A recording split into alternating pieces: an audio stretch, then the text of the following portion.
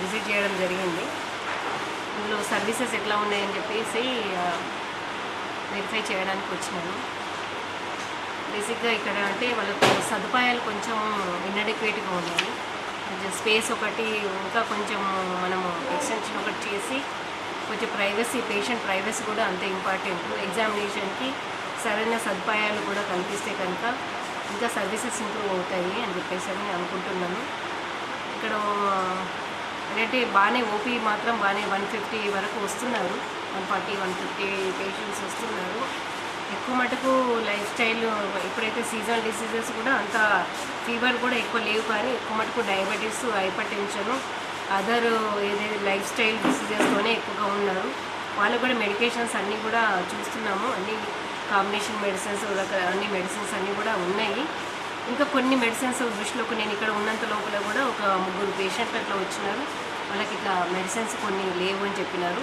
మేము అడిగితే కనుక రేపు ఈరోజు వస్తాయి, ఈరోజు రేపట్లో వస్తున్నాయి అని చెప్పి అన్నాను. ఇంతకుముందు కంటే కూడా ఇప్పుడు కొంచెం బెటర్గా ఉంది. ఇంతకుముందు 6 నెలలకు ఒకసారి మెడిసిన్స్ వచ్చేవంట, ఇప్పుడు మాత్రము 1-2 మంత్స్కే మెడిసిన్స్ వస్తున్నాయి. సో దాన్ని కొంచెము ఫ్రీక్వెన్సీ అంటే తొందరగా అయిపోయిన కొద్దీ వచ్చే విధంగా తెచ్చుకునే విధంగా కూడా మేము ప్లాన్ చేస్తాము మెడిసిన్స్.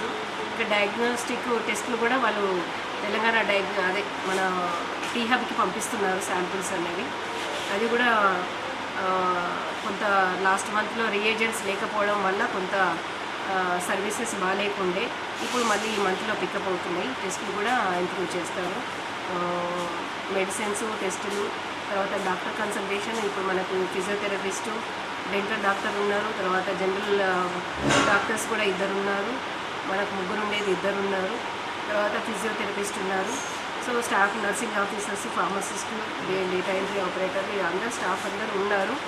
వాళ్ళు కొంచెం రెగ్యులర్గా ఉండి అన్ని మంచి సర్వీసెస్ ఇవ్వమని చెప్పి చెప్పడం ఒకటి, ఈ అవైలబిలిటీ ఆఫ్ మెడిసిన్స్ కానీ డయాగ్నోస్టిక్ కానీ ఉండే విధంగా వాళ్ళకి ఇన్స్ట్రక్షన్స్ ఇవ్వడం జరుగుతుంది.